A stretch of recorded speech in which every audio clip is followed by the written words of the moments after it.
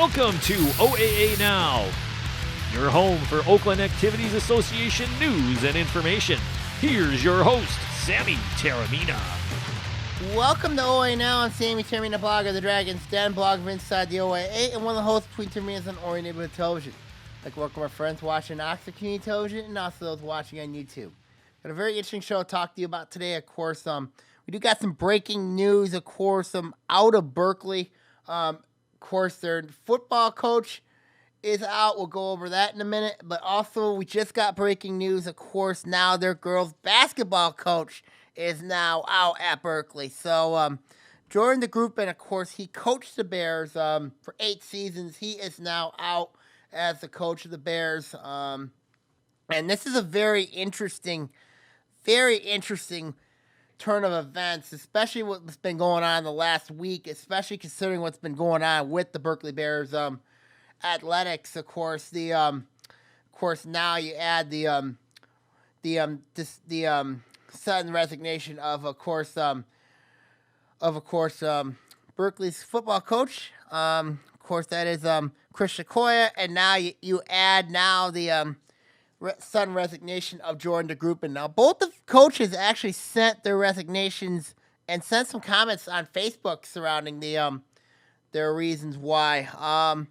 Very interesting comment from. Of course, I will have this all on the Inside the OA blog at SammySemicolonTermina at blogspot.com. So I'm gonna read DeGruppen's comment surrounding his resignation from Berkeley. So I did write it down and everything here. So, so here it is. It is with a heavy heart that I'm announcing I am resigning as the head girls basketball coach at Berkeley High.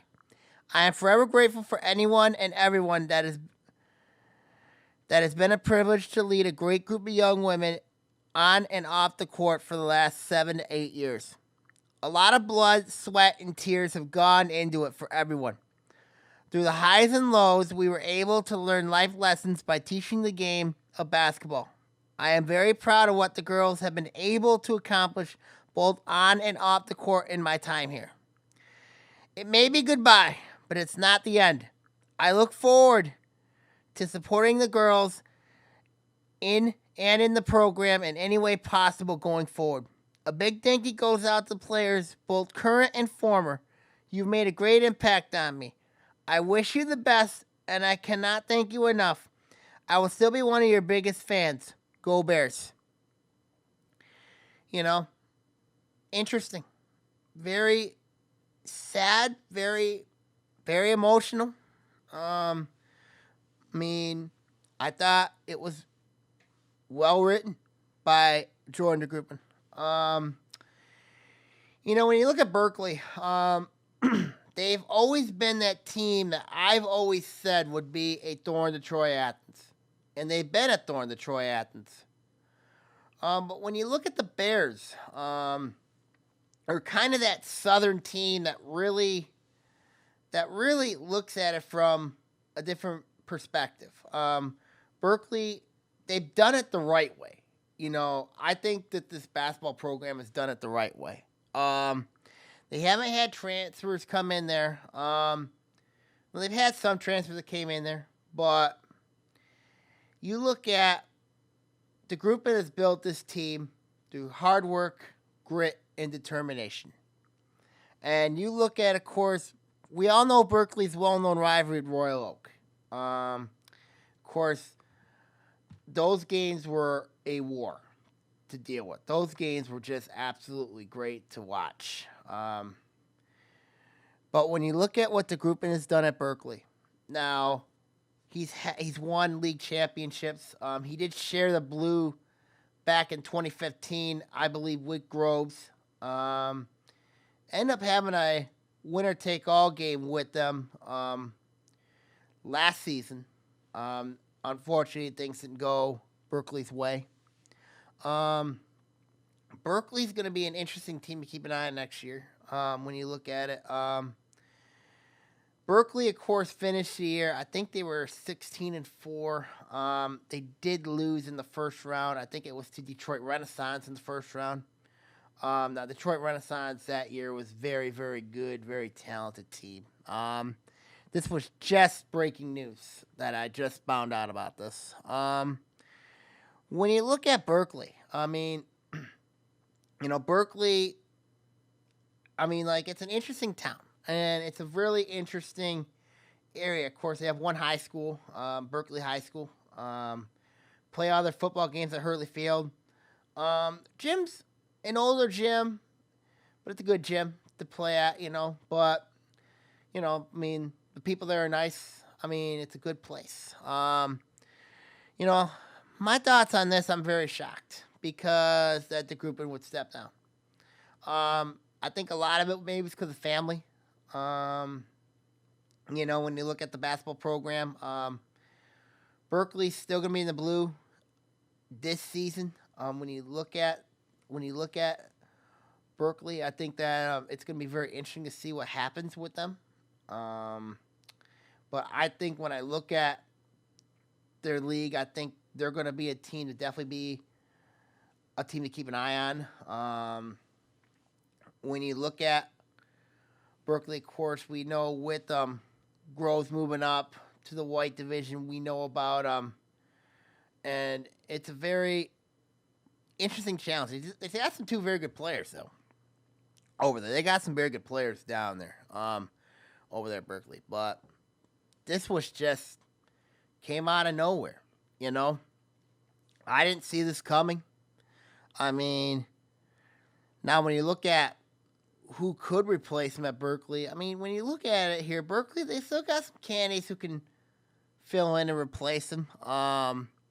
But now, that leaves 2 girls basketball jobs open, and 3 if you technically count Groves, and West Bloomfield. There's 4 of them. When you look at West Bloomfield, Rochester,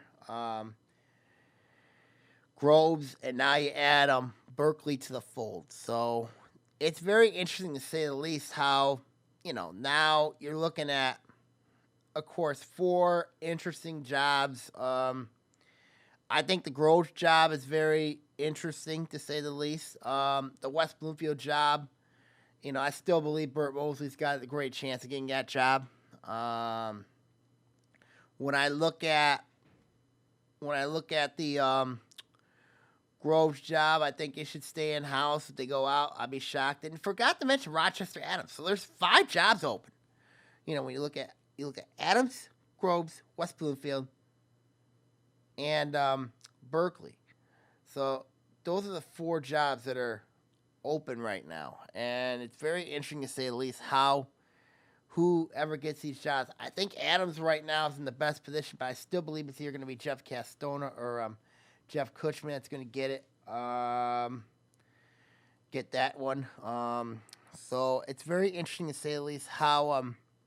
But Berkeley's a great town. If you want to, it's a good job. I mean, Berkeley, good area, good people, great environment over there. And I think Berkeley's a great job if you want to build a program in there. If you want to build a basketball program, you want to get a creating identity. You got a lot of great people who came out. They support each other. It's a good town. It's a very, very good town. And Berkeley, it's a good place to good place. You know what I mean? It's a good town. Very good. People are nice there, and so I'm shocked to say that Jordan DeGruppen has stepped down at Berkeley. We will write a blog article about this with more updated information. But when you look at Berkeley, of course, as mentioned, the division's going to be interesting to say the least. It's going to be I think they're going to be one of those top teams that can contend in the blue. But when you look at Berkeley, I think this is I think they're ready to win now. And I think Berkeley's going to be a team that can make an impact, make some noise, and I think it can do some damage.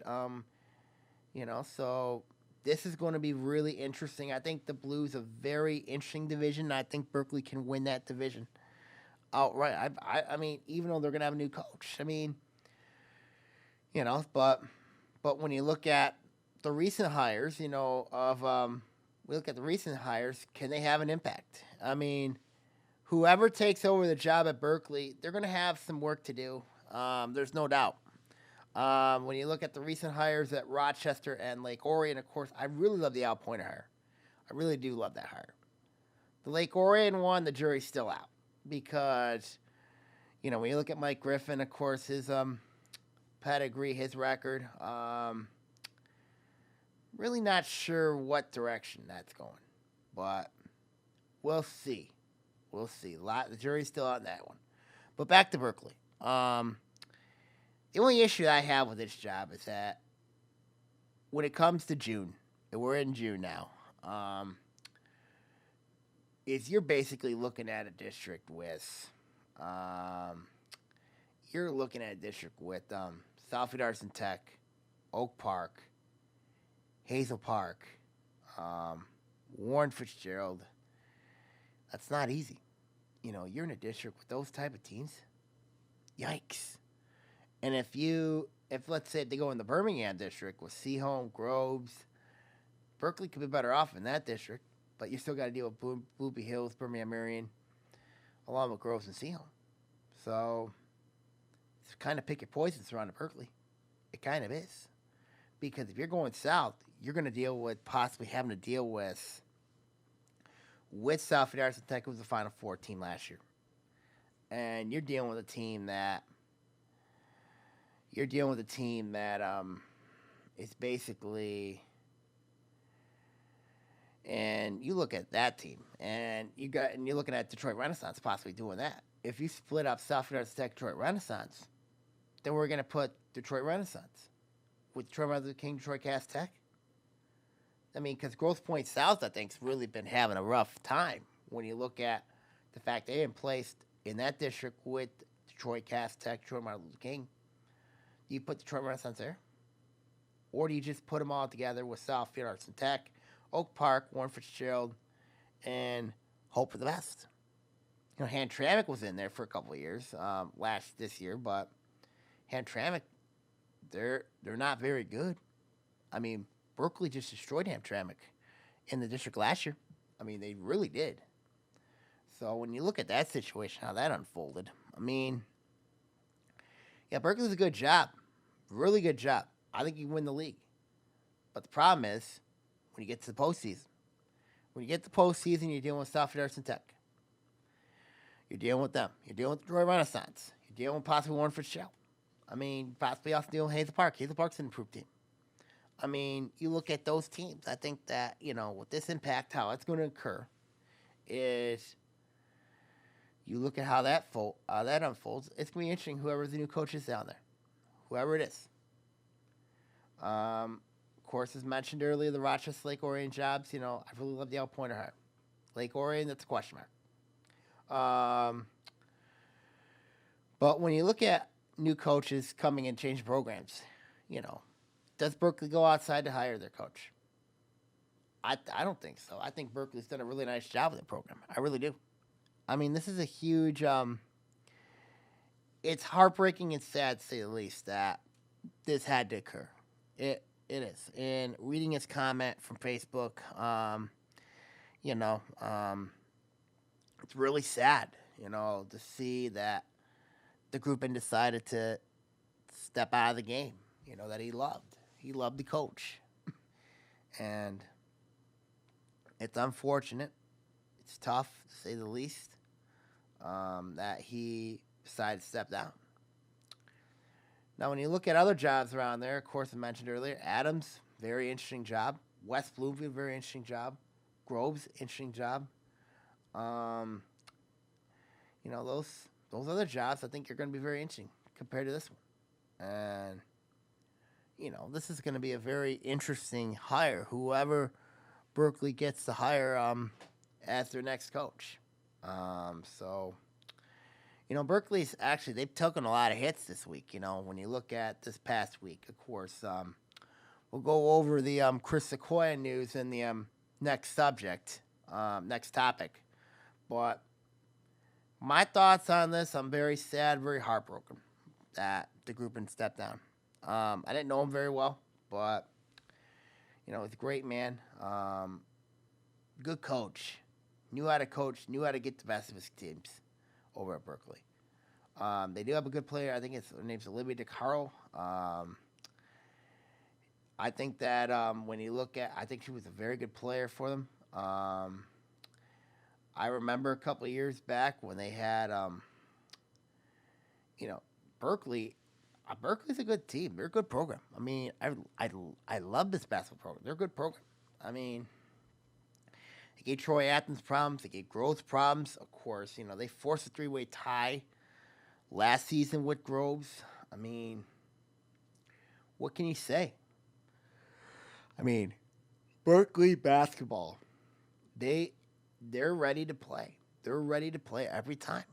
And, Berkeley, when I went down there a couple times, they're always a tough place to play because, they have a dark gym, and they have a dark gym, Catalpa Drive, you got a lot of neighborhoods. It's a very interesting neighborhood because you got Northfield, Northfield Parkway to the left, Woodward Avenue to the right. I mean, they're right in that area. So I think it's a good basketball job to have is the Berkeley job. I think it's going to be a good job. But it'll be interesting. It'll be very interesting to see what happens. I believe Berkeley's going to go in-house with their coach. It wouldn't surprise me if the group assistants takes over the job. I think it would be perfect. When I look at assistant coaches to transition to varsity coaches, that have worked out a few times, a la Stony Creek. And, of course, there were times it didn't work out. When you look at what happened at Lake Orion this year with what happened with them. So we'll see what happens. We'll see what happens in the future. So my final thoughts on this, very sad. Here to group and leave. He's been there 8 years. He's led Berkeley some successful seasons. So this was a shocking move, to say the least.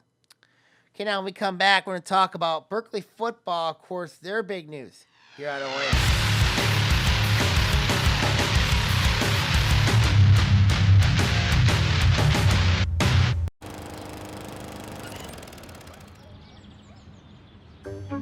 You'd do anything to take care of that spot on your lawn. So why not take care of that spot on your skin? If you're a man over 50, you're in the group most likely to develop skin cancer, including melanoma, the cancer that kills one person every hour. Check your skin for suspicious or changing spots. Go to spotskincancer.org to find out what to look for. A message from the American Academy of Dermatology.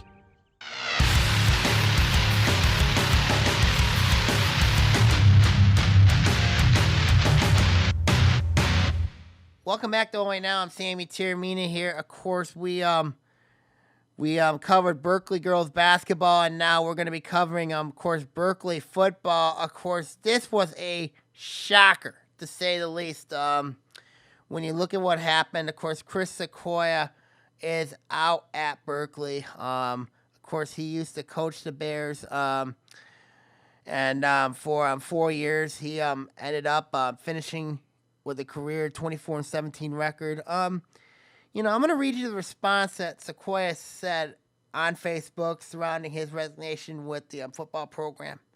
Here it is right now. With strong emotions, I am announcing that I'm resigning from my position as head football coach at Berkeley High School. I feel incredibly thankful for the opportunity to guide these young men to victories on and off the field over the past 4 years. Since the day I was hired, I've done everything I can to make the school proud, to be a role model for our young men, and to provide them the best opportunity to be successful. I plan on guiding my replacement during the transition and will continue to aid and support recruiting for our student athletes. I will continue to be a teacher in the school district, so please let me know if there's anything I can do to make this transition easier on all parties. I will always be grateful for the opportunity to teach others about football, life, hard work, and responsibility. When I look at this one, as mentioned, Sequoia posted a 24-17 record in his 4 seasons as head coach of the Bears. he led Berkeley to their first district title in school history back in 2015.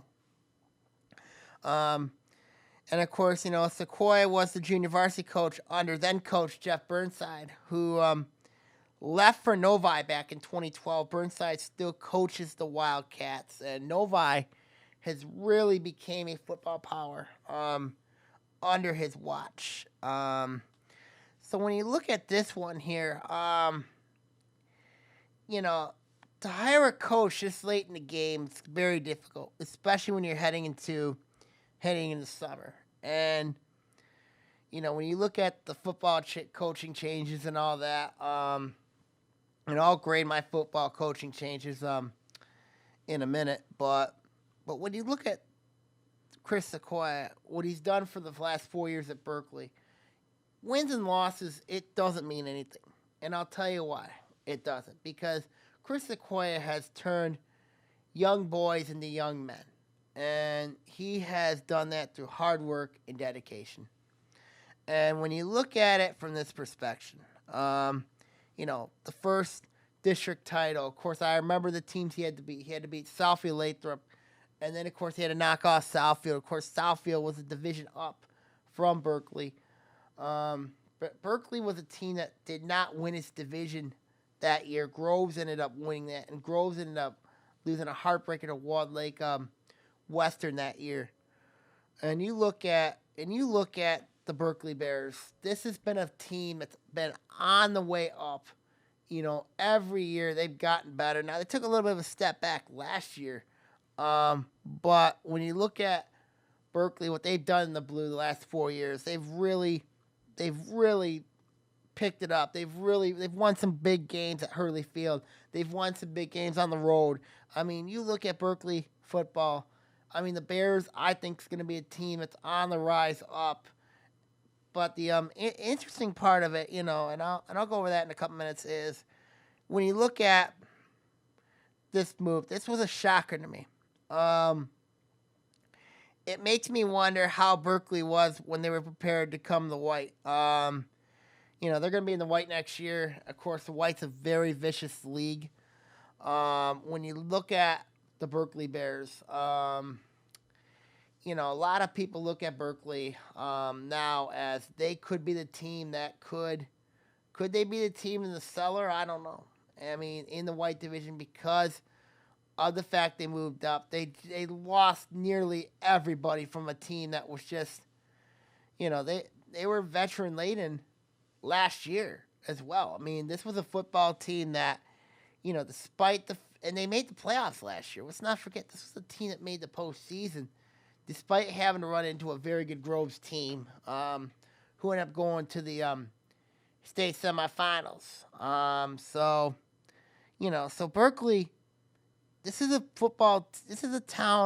team I think is going to be very interesting. And whoever takes over that job, I mean, I believe personally, I think Ray Ozrowski would be a perfect fit. And the reason why I think, it's pretty simple. Because he was Chris Sequoia's assistant.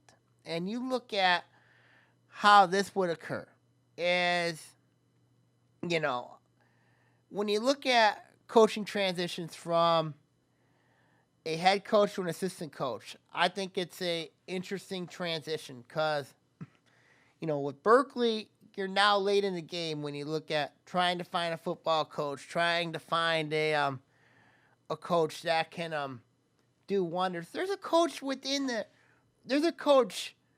at Berkeley. Football goes within. I like this move because Ray Ozrowski would be perfect. He would be perfect for this job because he does run a youth. I think he does run their young youth football league down there in Berkeley. He was Sequoia's assistant. Of course, Sequoia was an assistant under Jeff Burnside. So why not give him a chance? You look at, there's a lot of brand new coaches in football. There's a lot of brand new coaches, and give this guy a chance. But I'm curious to see. But that's not my decision to make. That's the Berkeley administrator's decision to make. That's the athletic director over there. That's their decision to make. So, so this is pretty much it's pretty much a interesting guess who will be the replacement at Berkeley. But the response from Sequoia was gratifying. It was sad, very sad. Very similar to Jordan DeGruppen's resignation from Berkeley for girls basketball. It was heartbreaking. It's sad. What can he say? When you look at what he's done for that team, 24-17, first district championship since ever at the school. I think family issues had a lot to do with it.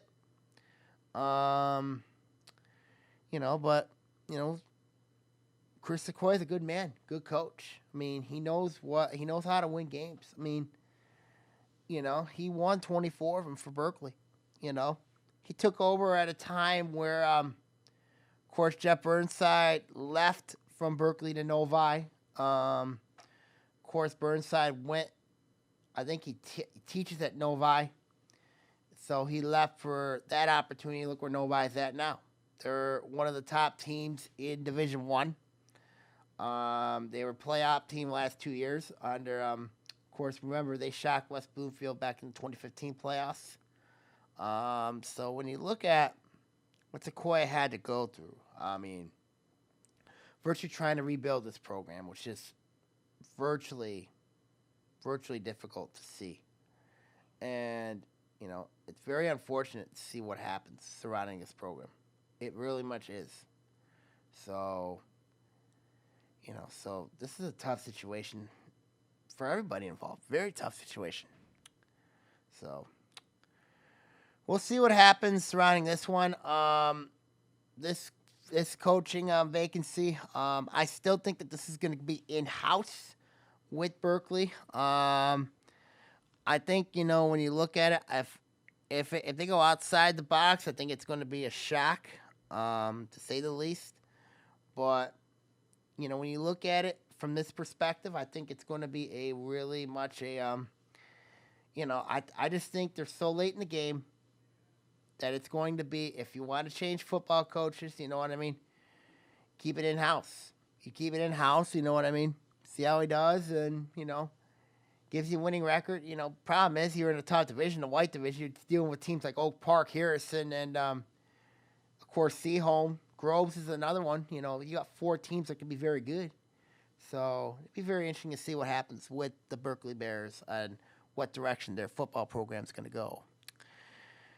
Now, speaking of football, of course, when you look at it, a lot of coaching changes have occurred this year. Of course, you've had changes at Lake Orion, changes at Farmington, North Farmington, Troy, with a lot of them. So when I grade the arrivals of new football coaches surrounding these teams, pretty interesting, say the least. I really, really love the Lake Orion hire of John Blackstock. And here's why I love this hire. Because you look at, of course, Chris Bell leaving as football coach to become the athletic director. So gave it to John Blackstock. John Blackstock's been a longtime assistant under Bell. And I love this move because, he's weighted his tools. He's paid his dues. He's basically to get this opportunity to coach at a big football school like Lake Orion. And you look at this move, I really, really like this hire. I love this hire. And, if I had to give this, and I think this is a great hire by Lake Orion athletic director Chris Bell, was to name John Blackstock the head coach. I really like this move. When you look at Troy, their decision to go in-house, it was very interesting to say the least. Of course, Troy really, I think when you look at their hire to replace Gary Griffith, when you look at Troy, I think Troy's in a different place, though, I think, compared to Lake Orion. And the reason why I say this is because, when you look at the hire of Kurt Frazier, their head coach, he was hired in January.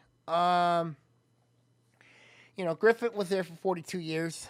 This was an interesting one for me because he's the JV coach. He's a JV coach for girls basketball at Troy under Simon Botto.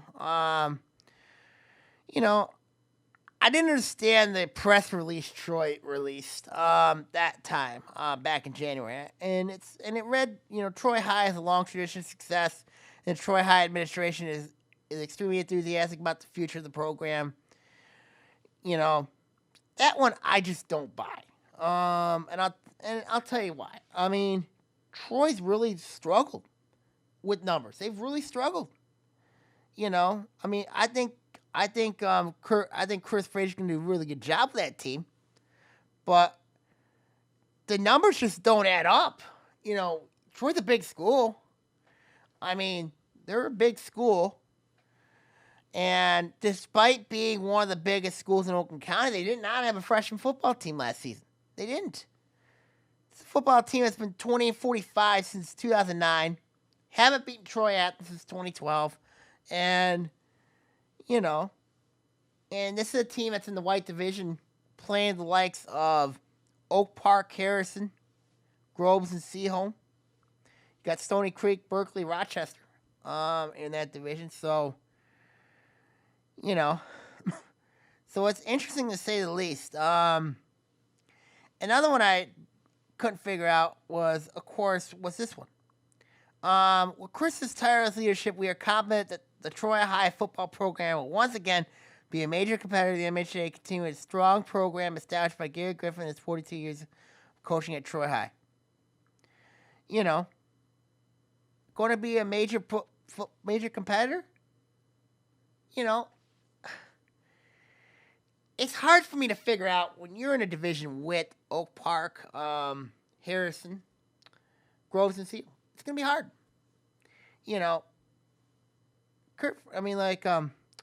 Chris Frazier's a good coach. He is.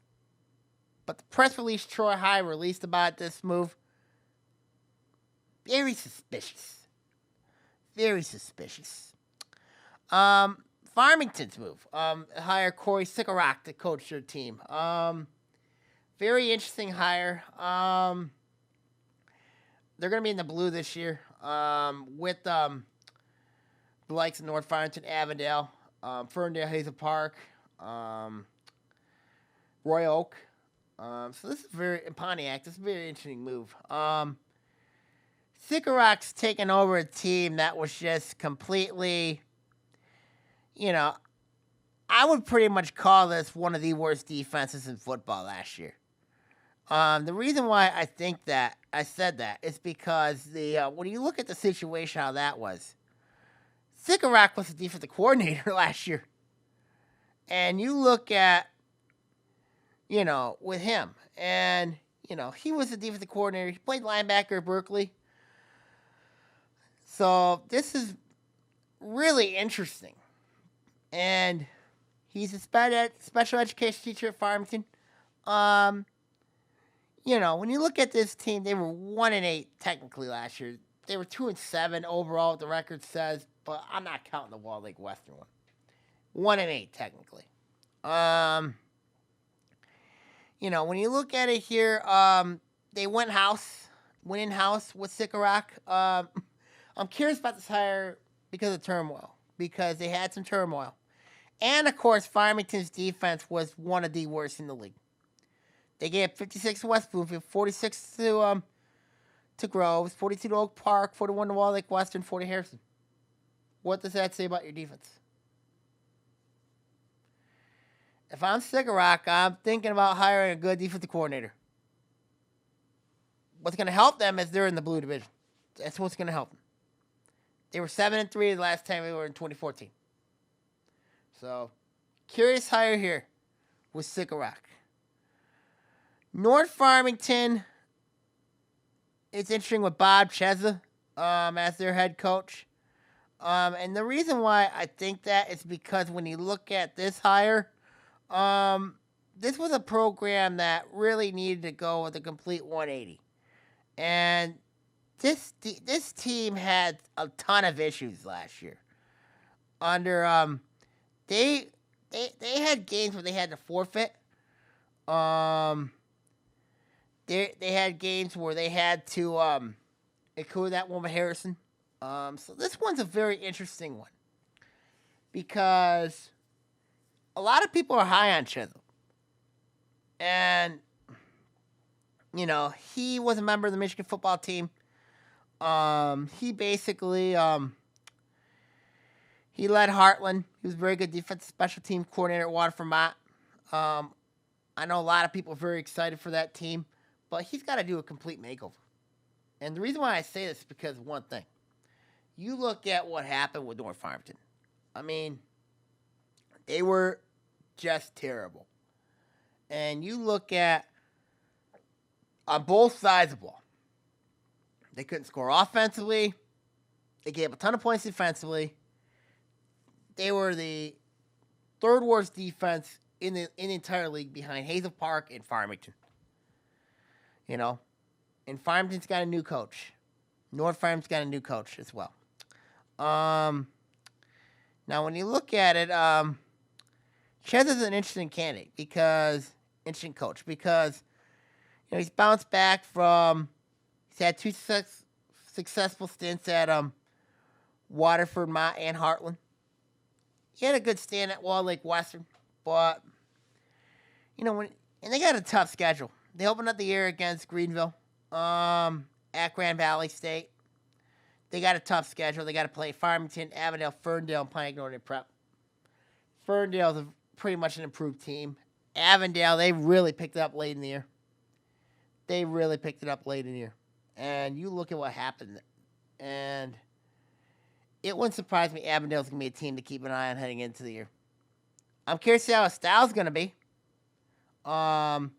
If Chez is going to turn North Farmington into a team that can score points, can shut teams down defensively.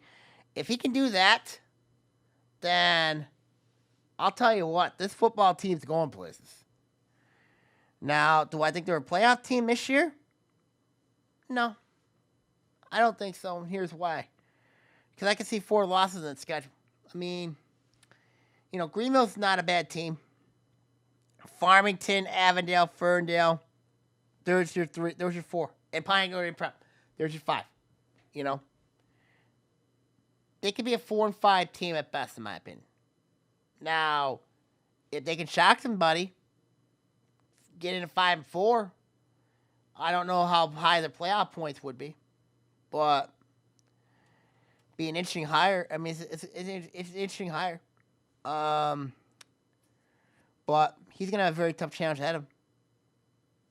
Very, very tough challenge ahead of him.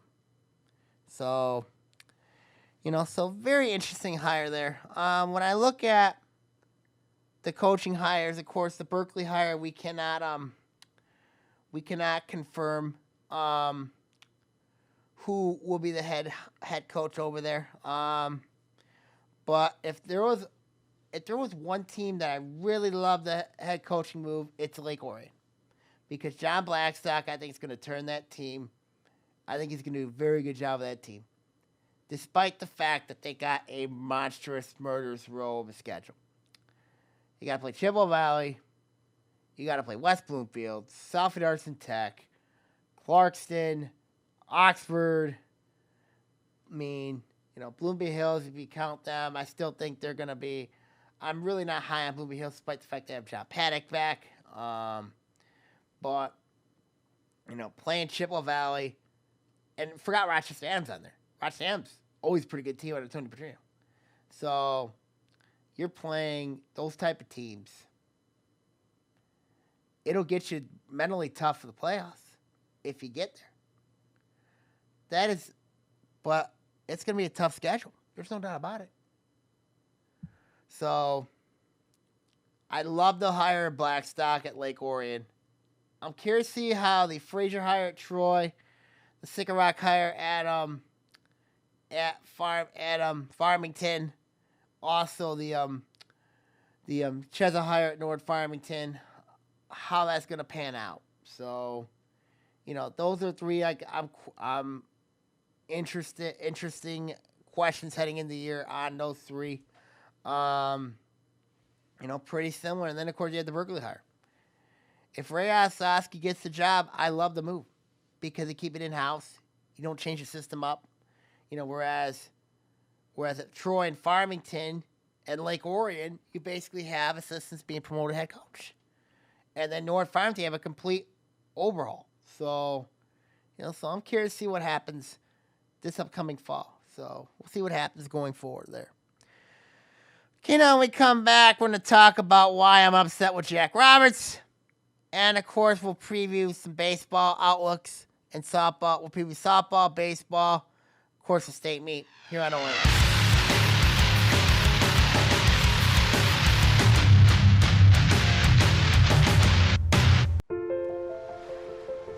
If you keep tanning, indoors or out, the effects of harmful rays will show up on your skin.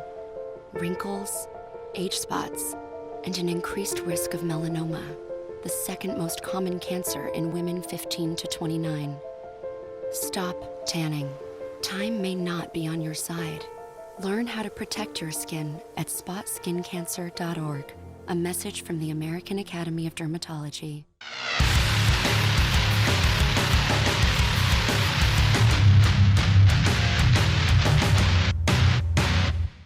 Welcome back to OAA Now. I'm Sammy Taramini here. Of course, we do have some interesting news surrounding this. Of course, I announced a couple weeks ago that what happened at Waterford Mott with two of those players were ruled ineligible for Clawson. You know what? Jack Roberts reversed them, and my thoughts on this was, you got to be kidding me. You got to be kidding me.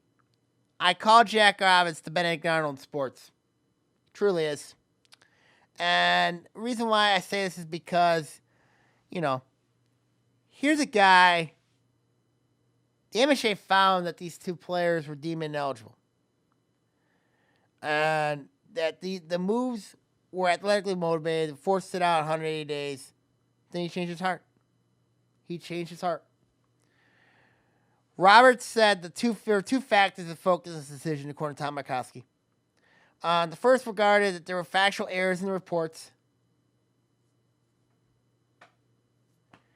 The second one was, transfers go beyond athletics and are practical in nature with regards to transportation and to and from a particular school.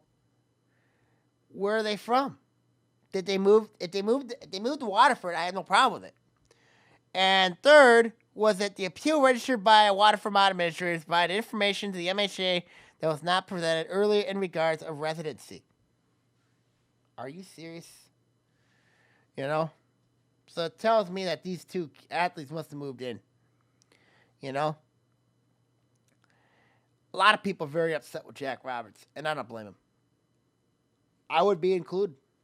I mean, I know a few people. I think Clawson got really screwed because here's a guy that, the MHA, they ruled that these two guys, it was athletically motivated. Two kids were banned for 180 days, and then they get,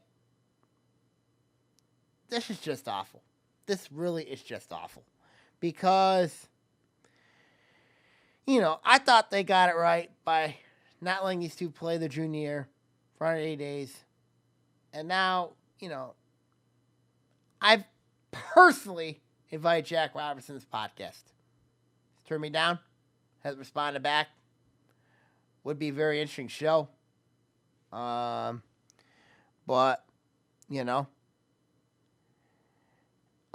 when I look at it here, I'm disappointed in his decision. A lot of people wanted to resign. I've talked to a lot of people about this. And now it's official. I'm on board with it. I want Jack Roberts to step down. Because here's why. Because when you look at the situation, you had a chance to make a right with these two players. And now you have a change of heart. They're eligible to play right away. And I don't know what to say. I really don't know what to say. I mean, I feel bad for Clausen. I feel real bad for Clausen that they've had to lose two players because of transfers. And to let alone, remember, a couple of years ago, it was just last year, Waterford Vermont football was caught in having illegal gatherings. You know, now that was a whole different matter, but it's the same program. So when you look at that situation, I thought Jack Roberts would have but then he said he found information regarding it. You know, how can there be factual errors in the reports? How? Second of them, how does this transfers go beyond athletics? If they moved into Waterford, I don't have a problem with it.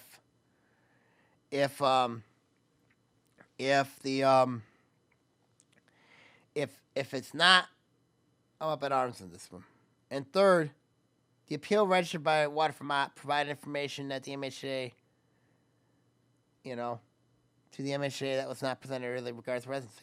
So it must have told me that they must have moved into Waterford. And they can play right away. So, I don't know what to say about Jack Roberts. I think he's got to go. I really do. I know a lot of people are going to disagree with me about him, but I just think it's time for him to go. Time for him to step aside, have a new face in there, have a new face in MHA, just basically like, just clean house in that league. Clean house. But we'll see what happens around that situation. Let's go to other sports. Of course, baseball. A lot of upsets occurred. Of course, now it's going to be Rochester, Utica, and Utica Eisenhower. That'll be a really good game. Adams, Stony Creek, the other one. I think it's going to be Rochester versus Stony Creek. I think Rochester will win that pretty handily. Troy Athens, I still think Troy Athens will win that district. District 25. District 28, Lake Orion. Interesting match between the Dragons and Wildcats. And then Clark's taking on Waterford Vermont. This one I like Lake Orion to win this one. I just think that Lake Orion, they got enough offense. They got but they're gonna pull through. I think Lake Orion will win this one. Big upset occurs at Troy. It was at Bloomfield Hills the first game, but Bloomfield Hills beat Groves 5-2. Groves will rank third in the state. In this one I like Birmingham Brother Rice. I've still picked Birmingham Brother Rice to win this district because I think the Warriors are too motivated to get this district. So I think they're going to get this district. My pick, West Bloomfield to win District 29. Wall Lake Central is out the window. West Bloomfield lost to Wall Lake Central 9-8. It was a very good game there. So now Wall Lake Central takes on Waterford Kettering. I think you're going to have no problem with them.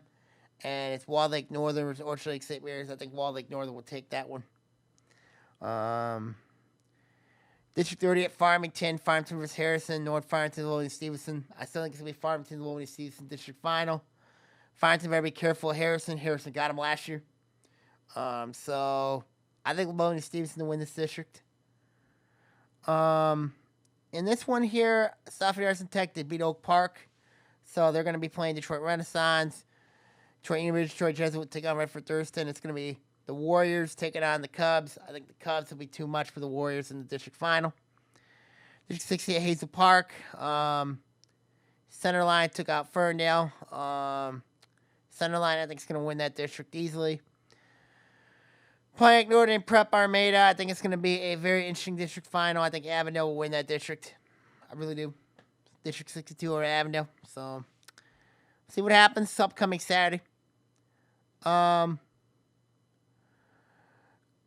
go with softball now. Orion, Oxford, kiss of death matchup. It'd be very interesting. If Orion's bats come alive, I think they win over Oxford. Clarkson versus Waterford beating Clarkson. That's pretty much for certain. So if Clarkson takes on Lake Orion or Clarkson takes on Oxford, you got to give an edge to Clarkson in both those matches because, Clarkson's beaten Lake Orion twice in the year. But Clarkson and Oxford did split their other two games. So this will be very interesting if it is Oxford. But I just think at the end of the day, Clarkson will win that game. District 27, Romeo, of course, the Oakland Press did say it would be Utica Eisenhower versus Stony Creek. I just cannot trust. I cannot trust the Oakland Press on a Macomb County matchup. And I think Romeo, being at home, know the field. I think Romeo's going to get district final, play Stony Creek. And I think I think Romeo will win this district because they're very competitive. They're a good team. Romeo's a good team. There's no doubt about it. I like Romeo to win that district over at Romeo. District 25, I got Troy Athens winning that one. Farmington, nobody's beating Farmington with Mercy in that district. Sorry. District 29, nobody's beating Wall Lake Northern. Maybe Waterford Kettering got a shot. They got a great shot. So it'll be a Waterford Kettering Wall Lake Northern district final. But I think Wall Lake Northern will win that one. District 26 at Troy. I said Troy will win it. I know the Oakland Press is going to Seaholm. Seaholm's a good team. Booby Hills team to keep an eye on as well. But I do like Troy to get out of that one. Detroit Renaissance should win a relatively weak District 18 at Detroit University, Detroit Jesuit, in softball. Hazel Park, Warren Fitzgerald's team to keep an eye on. But I like Centerline to move on. I just think Centerline, interesting team. I think Centerline will move on in District 60. In Pontiac Notre Dame Prep, despite the fact Richmond State ranked, I think it's going to be Notre Dame Prep that will win that district over at Avondale this upcoming weekend. And then, of course, we got girls soccer and track before we wrap up. District 14, of course, very interesting, of course. Waterford Mott did beat Waterford Kettering. Wall Lake Northern beat Milford. West Booby beat Clarkston. And Wall Lake Central beat Lakeland. So, Wall Lake Northern, I still think is going to win that one. Pontiac Notre Dame Prep should win the District 26 at Notre Dame Prep. Warren Regina, the satellite, should win that District 25. Birmingham Marion, District 24 over Harrison. Northville District, I got to go Novi. District 10 of Troy Athens, very interesting because that's setting up a stage between Troy Athens and Utica Ford. That would be a heck of a game, despite the fact that the Falcons did beat the Red Hawks earlier in the year. I think Troy Athens wins this one. Home field matters and experience. But Utica Ford's got a lot of experience too. The Troy district, of course, Seaholm, Troy. I still think Bloomfield Hills will win this district because I think they're a lot more balanced in Seaholm. They played a tough schedule though as well. So I like Bloomfield Hills. In District 13 at Stony Creek, of course, Stony Creek's taking on Adams. That'll be a good matchup. And, of course, Utica Eisenhower is taking on Rochester. I think Utica Eisenhower will get the final, and they will take on, I think, Stony Creek. And I like Stony Creek to beat Utica Eisenhower to get to the final. So, interesting draw in girls soccer. And then last but not least, we got the state meet this weekend for track and field. Of course, the when you look at this one, Division 1 will be taking place at East Kentwood. Division 2 is taking place at Zeeland. Zeeland Stadium, of course, both Zeeland East and Zeeland West both play there. And that one, I like Oak Park's boys and girls to actually repeat as state champions. Now, Oak Park's boys are going to have a really tough challenge with Saline and Ann Arbor Pioneer. The girls will be very interesting to see what happens with them. And then, of course, on the boys' side, I think Avondale's boys will do some damage. I just don't think that anybody in the OAA can really do some damage in the Division 2 state meet. So, when you look at that meet at the west side of the state, I just think that nobody in the girls' side of things will do some damage. Now, Division 2 teams will include Avondale, Ferndale, Hazel Park. And then, of course, everybody else around the league is in Division 1. So, so it'll be very interesting to see what happens there. And that one, of course, the tennis, got to give a congratulations to Berkeley for winning the regional championship. Berkeley could be a team to keep an eye on heading into the state tournament in tennis. So the Berkeley Bears, of course, some positive news surrounding Berkeley. It's been a really, really tough week for the Berkeley Bears, losing, of course, their football coach, Chris Sequoia, and now with this sudden departure, joined the group in from girls basketball. So, so very tough week for Berkeley athletics. So we'll see what happens going forward with that. My final thoughts is we'll see what happens. Of course, I also forgot the preview lacrosse. Of course, Troy Athens. They ended up winning a big one over Troy the other day. And I believe that was the regional final there. And also the big one between Lake Orion and Clarkson. I think Lake Orion will win that one. So it'll be very interesting to see what happens there. So it was a very good game between Troy Athens. At the end of the day, I just think we'll see what happens there in that one. So heading in that regional, that winner's likely you're going to be taking on either Heartland or Midland. So that'll be very interesting in that regional. So we'll see what happens going forward with that.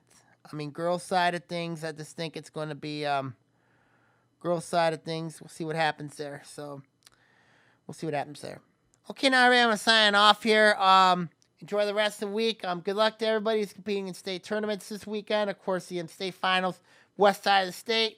Girls softball, boys baseball, soccer districts going on. So this week, and then of course we'll see what happens going forward as we head into the month of June here on OAA Now. So enjoy a safe ride. Enjoy your week, everybody, and see you all next week. Bye, everybody.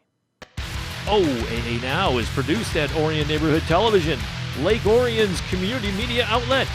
To learn more about ONTV, visit our website at www.orionontv.org or call us at 248-393-1060.